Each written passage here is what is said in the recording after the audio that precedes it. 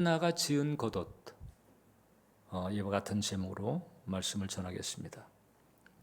에브라임 사람 중에 엘가나라고 하는 사람이 있었는데 두 명의 아내가 있었습니다. 한나는 그 엘가나의 정실이었고 또 이제 브닌나라고 하는 세칸이 있었습니다.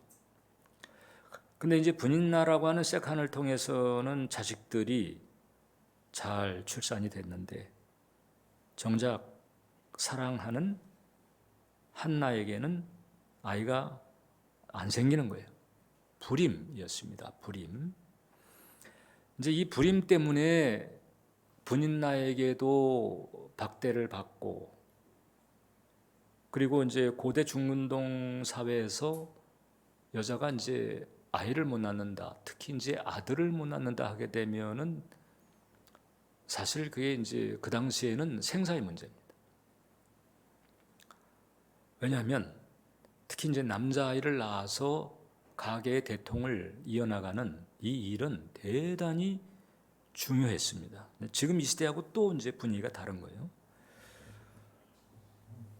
그러니 그 괴로움이 말할 수가 없었습니다. 남편이 아무리 달래고 마음을 올인을 해도 기본적으로 이 불임 상태라고 하는 처지를 수용하기가 쉽지가 않았습니다.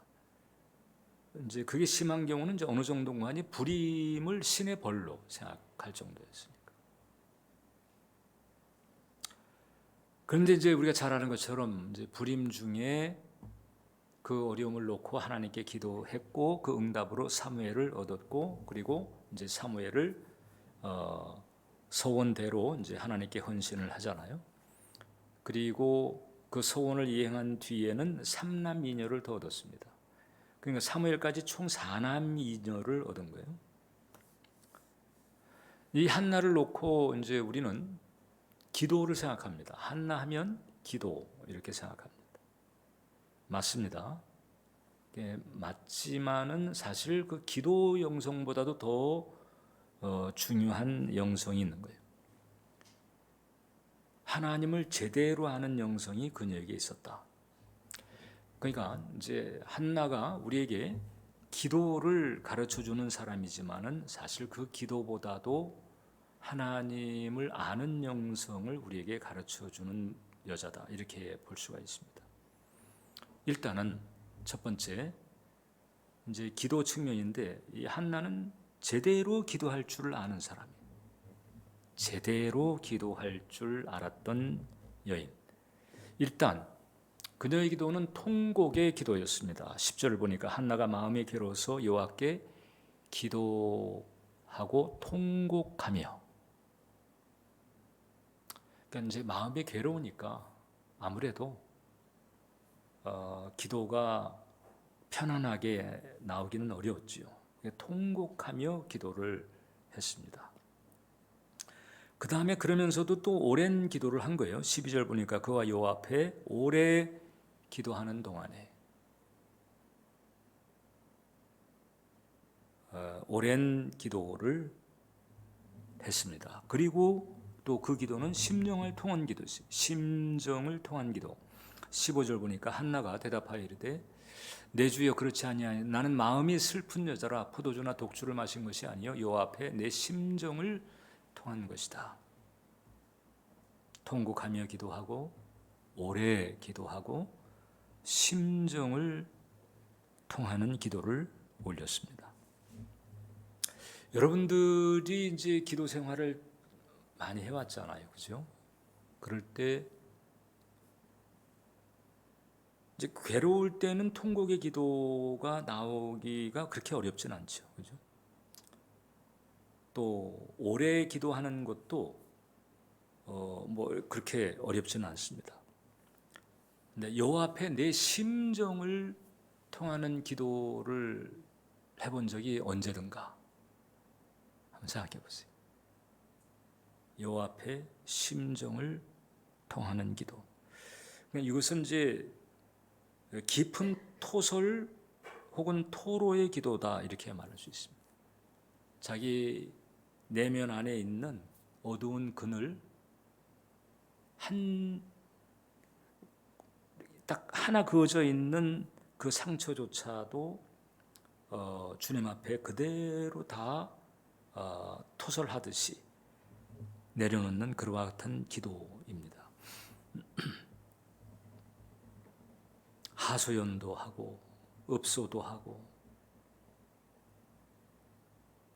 하나님을 밀어붙였다가 또 회개도 하고 이러면서 하나님하고 1대1로 기도하면서 하나님과 나 이외에 다른 그 어느 누구도 의식되지 않는 이런 기도입니다. 이 심정을 통한 기도. 이 심정을 통한 기도를 드리는 것은 은혜입니다. 이 심정을 통하는 기도에는 그래서 반드시 좋은 일이 있다. 반드시 응답과 관련된 좋은 일이 있다.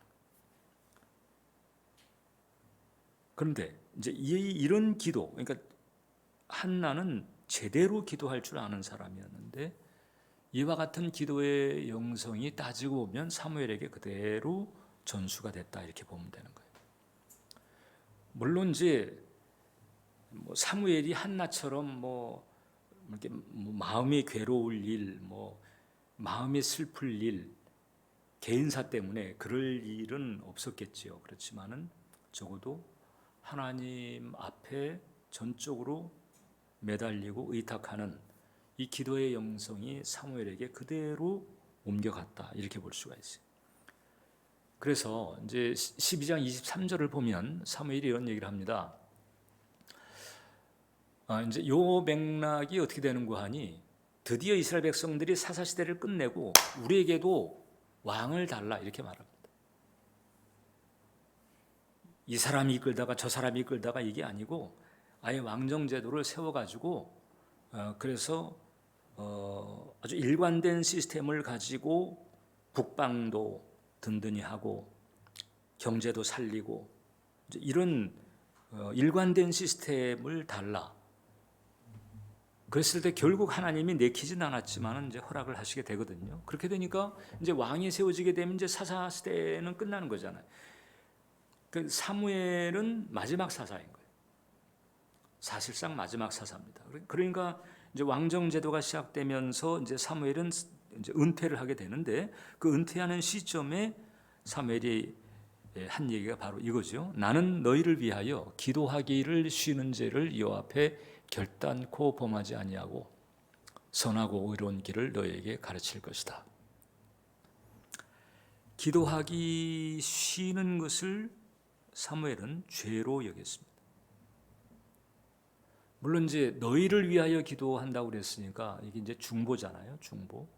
그 사무엘의 기도의 영성의 수준은 뭔가 하니 중보를 안 하면 죄에 속하는 걸로, 죄를 지은 걸로, 하나님 앞에 죄를 지은 걸로 보는 거예요. 이게 결은 좀 다르지만 사도 바울이 고린도전서에서 내가 복음을 전하지 않으면 내가 화가 있을 것이라 그랬거든요. 복음 전하는 일을 하지 않으면 내게 화가 있을 것이다. 우리는 복음 전하지 않는 상태에 대해서 덤덤하지요, 그죠? 바쁘니까 기회 될 때 하지. 이렇게 하면서 계속 시간을 흘러가고 그냥 내 앞가름 하는 데에는 올인하지만은 정말 복음을 진지하게 전하는 이 일은 참 드뭅니다. 그런데 이제 바울의 수준에서 본다면은 복음을 전하지 않은 것은 이것은 이제 죄에 속하는 거예요. 복음을 전하자면 내게 화가 있을 것이다. 왜 그런 거 하니 복음이 너무 좋은 건데 그 복음을 전하지 그 너무 좋은 것을 나누지 않는다는 거잖아요. 근데 그게 사실 좋다 나쁘다 하는 정도가 아니고 복음을 전하지 않으면 그럼 복음을 듣지 못한 사람은 지옥에 떨어지는 거죠.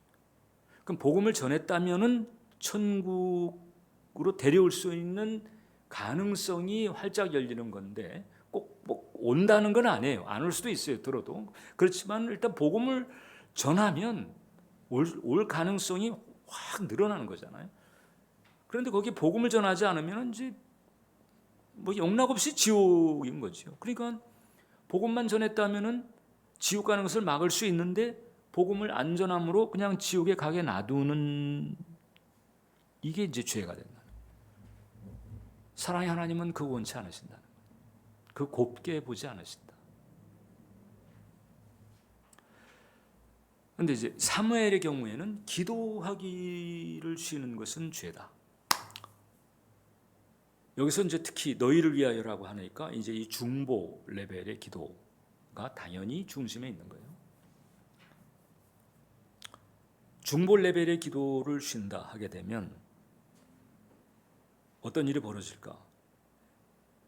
하나님께서 죄와 저주로 가득한 이 세상에서 하나님께서 활동하실 때에는 믿음이라고 하는 궤도를 통해서 개입하시고 활동을 하시거든요.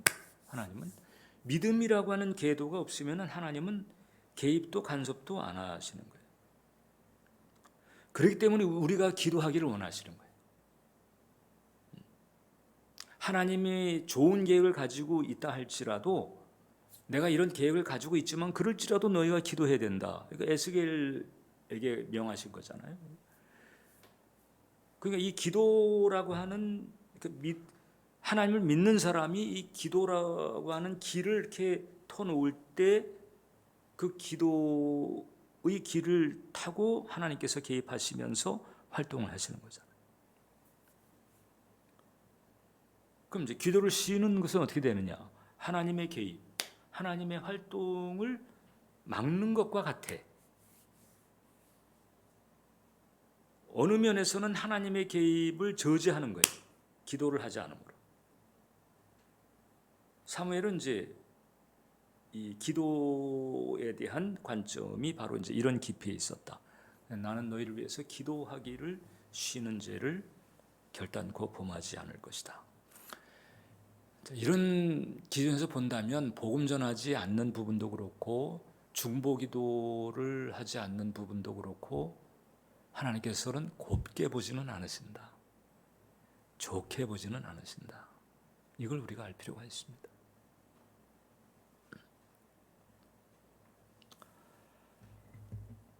그리고 한나에게는 물론 개인사로 말미암아 주님 앞에 나아가게 됐지만 그런데 이 한나의 흐름을 보게 되면 단지 아들 낳는 문제 때문에 출산 문제 때만 하나님께 매달린 것은 아니었다라고 하는 것을 알 수가 있어요. 두 번째, 한나는 하나님을 잘 아는 사람이었다. 저는 이제 이 설교 준비하면서 발견한 게 그거예요. 아, 대단한데? 야, 이런 그 신학적 통찰이 있었나? 일단 한나는 하나님의 주권에 대한 통찰이 있었어요. 2장 6절로 7절을 보니까 함께 읽겠습니다.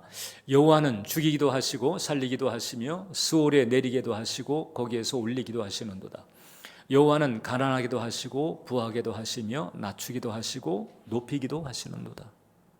하나님의 전적 주권에 대한 통찰이죠.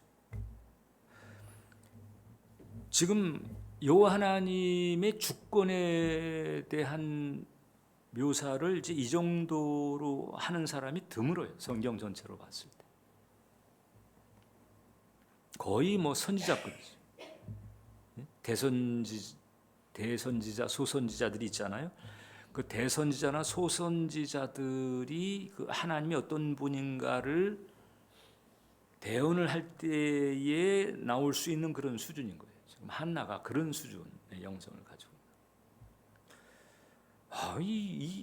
이분이 어떻게 이런 통찰을 가질 수가 있었을까? 그 사사시대에 영성이 그냥 정말 엉망진창인 그 시대, 특히 이제 지금 이 한나 때에는 사사시대에서 왕정시대로 넘어가는 그 길목이란 말이죠. 그러니까 사사시대의 끝 무렵이에요. 그러니까 사사시대의 클라이막스라고도 볼 수 있는 그런 때인 거잖아요.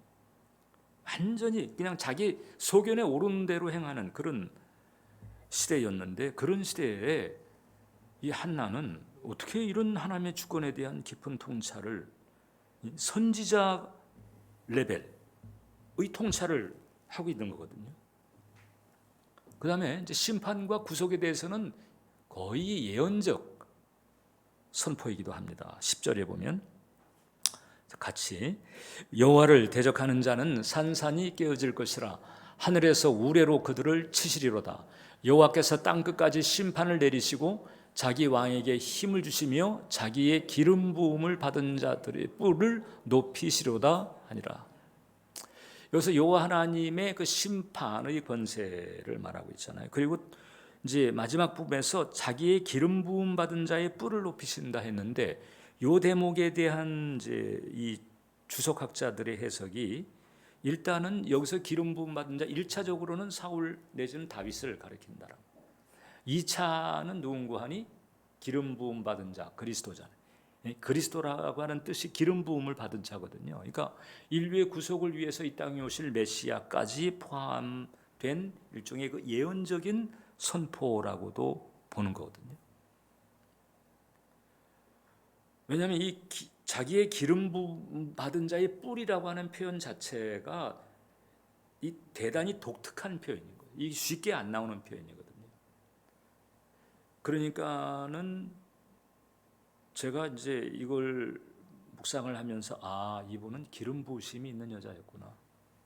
딱 그러지 않고는 이런 표현이 나올 수가, 이런 통찰이 나올 수가 없어요. 한나가 그냥 자식이 없어가지고 그냥 하나님 앞에 그냥 애타게 그냥 하나님 옷자락 붙잡고 늘어진 그런 수준의 여자만이 아니고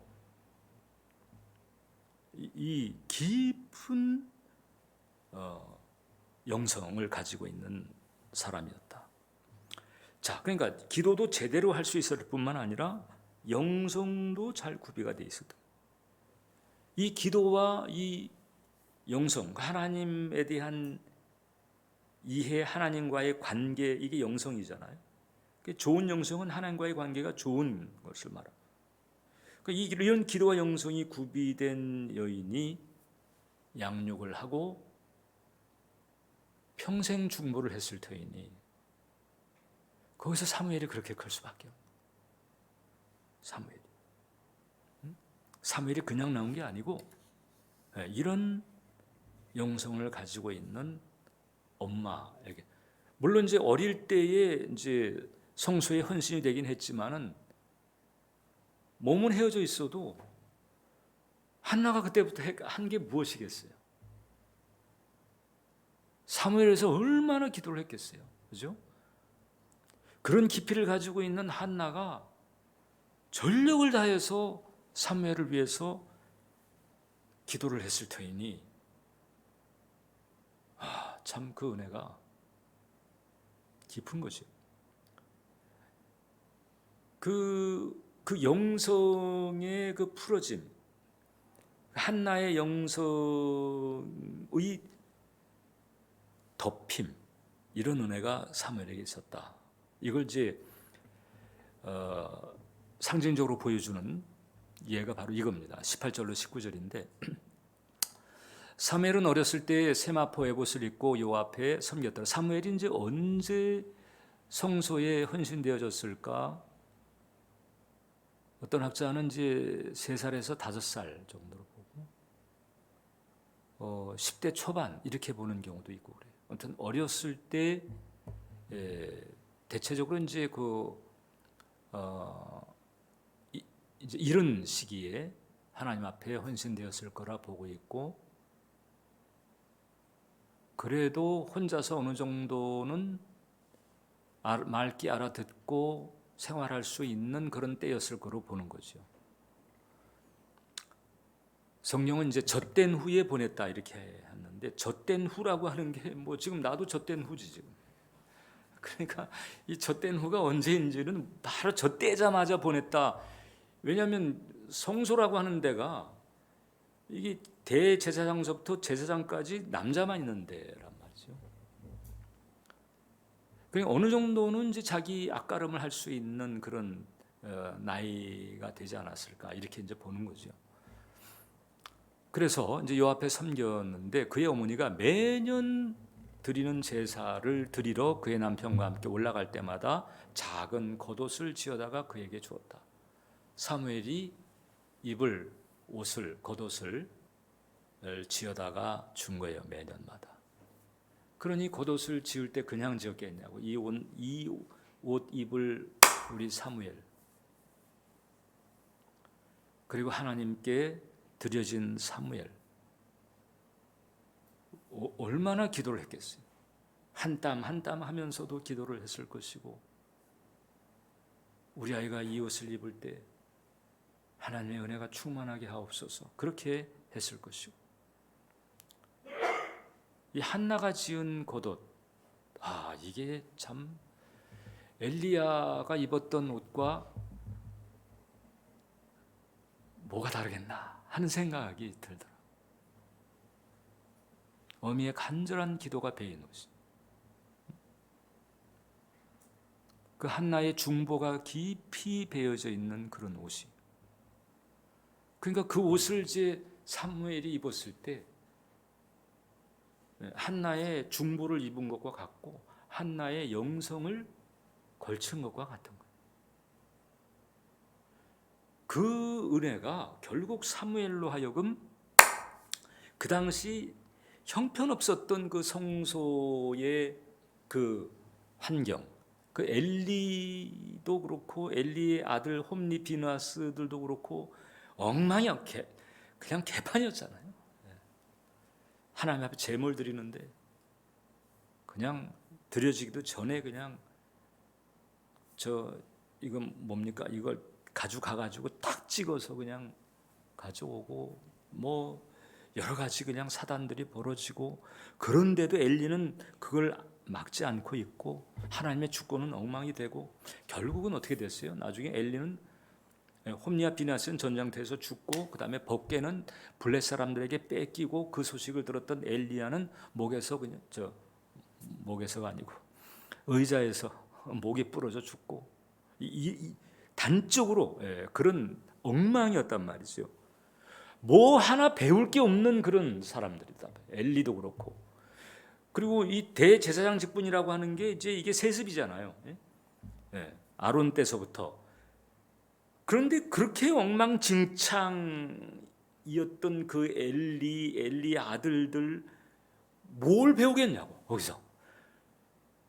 그 엉망진창 속에서 이 사무엘이 그런 분위기에 물들지 않고 그런 사람들에게 물들지 않고 계속해서 맑은 영성, 하나님께서 그를 불렀을 때 그냥 귓전을 때리듯이 그냥 그렇게 선명하게 들을 수 있을 정도로 맑은 영성을, 왜냐하면 엘리는 못 들었으니까, 같은 공간에 있었는데 엘리는 못 들었으니까 하나님이 틀림없이 불렀거든요. 근데 사무엘을 부를 때 사무엘은 엘리가 부르는 줄 알았단 말이죠.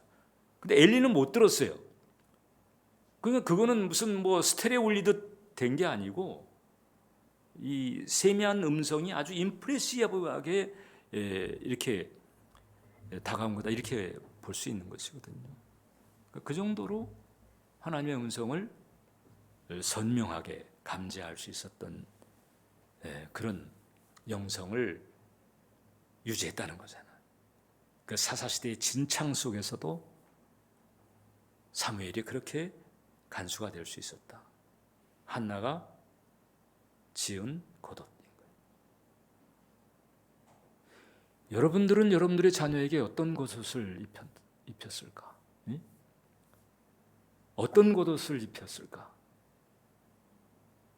이제까지 여러분들이 지어 입힌 옷은 어떤 옷이었을까? 한나는 우리에게 그것을 살피라고 합니다. 그래서 이제 이런 측면에서 세 번째, 이제 우리가 한국 사회, 한국 교회의 영적 현실을 살피지 않을 수 없는데, 지금 이제 우리가 이제 사사 시대를 살폈잖아요. 입다, 삼손, 한나, 기드온, 이제 이게 사사 시대를 살폈는데, 이 사사 시대라고 하는 것이 그 자기 속에 하나님의 말씀도 없고 그냥 자기 속에 오른 대로, 그저 자기 입맛 당기는 대로 그 선민이었음에도 불구하고 엉망으로 살았던 그런 시대인 거잖아요. 그래서 이 신학자들은 그렇게 표현합니다. 사사시대를 신앙의 이름으로 포장된 욕망의 시대. 사실상 중심에는 욕망이 있는 거예요. 포장만 신앙이지 중심에는 욕망. 신앙의 이름으로 포장된 욕망의 시대. 사사시대의 본질이 그건데 지금 이제 우리 한국 교계의 신학자들은 이제 우리 한국 교회가 지금 처하고 있는 이 시대, 적어도 이제 2000년 이후로 국민소득이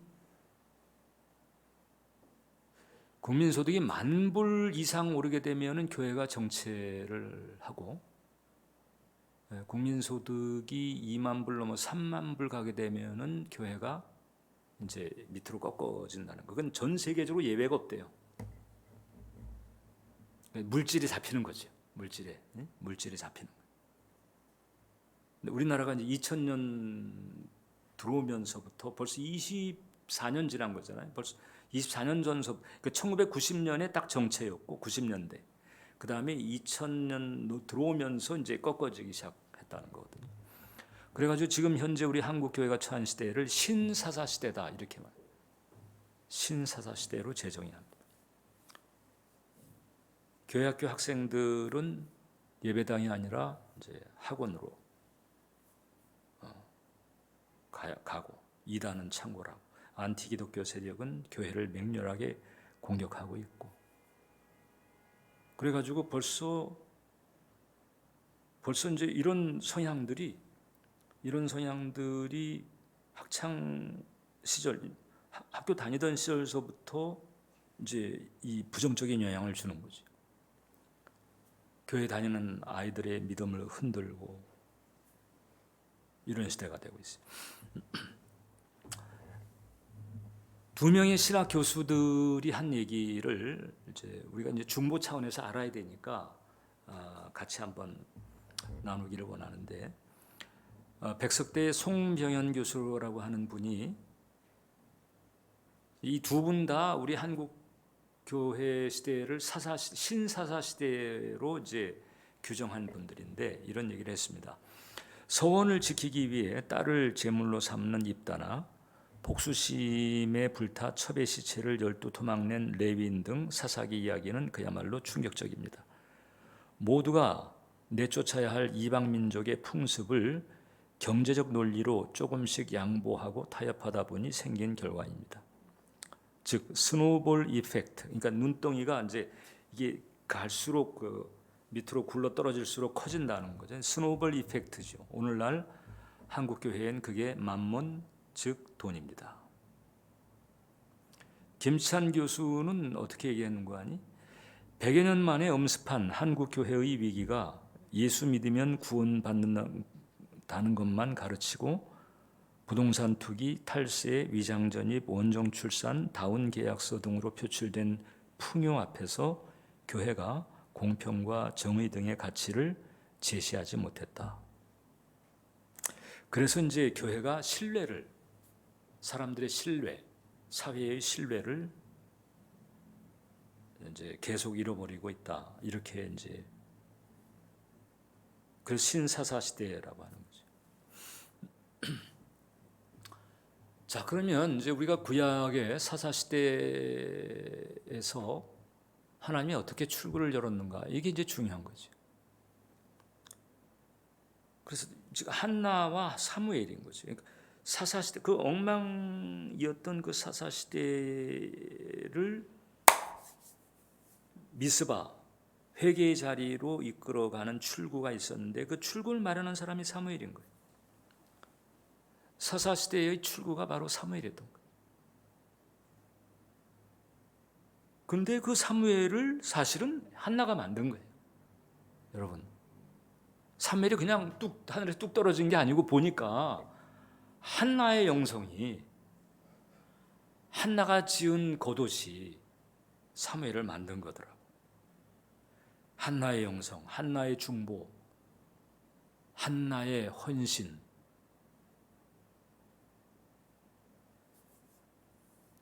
그러니까 우리가 이제 특히 다음 세대, 자녀 세대들이 살아나야 되는데 그네들을 살리려면 어떻게 해야 될까? 이제 우리들이 한나가 돼야 되는 거예요. 어미들이 한나가 돼야 돼요. 한나가. 엄마가 됐든 교사가 됐든 자녀 세대들을 품고 있는 그 부모들이 한나 같은 존재가 돼야 되는 거예요. 한나같이 돼야 돼요. 그 한나의 부림이 결국은 사무엘로 연결이 되고 그 사무엘이 미스바의 회개를 이끌었던 것처럼 지금 한국 교회가 지금 불임의 상태거든요. 좀 전에 말씀드린 2000년대서부터 불임의 상태. 꺾어지고 있단 말이죠. 정체도 아니고 그냥 꺾어지고 있어요. 불임의 상태입니다. 교회 학교가 없는 교회들이 60-70%라고 하는 겁니다. 한국 교회 전체.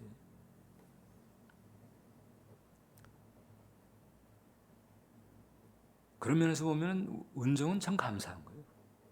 네. 개척을 해서 그래도 교회 학교 아이들이 한 20명 정도 되는데 개척하면서 이제 어떻게 보면 참 대조동에 있다고 무연고지인 이곳에 와서 회복사에게 기치를 걸고 개척을 하면서 자녀 세대들이 그래도 20명 정도 예배드리고 말씀 공부하고 은혜인 거죠. 사실 지금 이 시대에 우리 한국 교회 지금 이 시대에 그건 은혜입니다. 은혜인 거죠.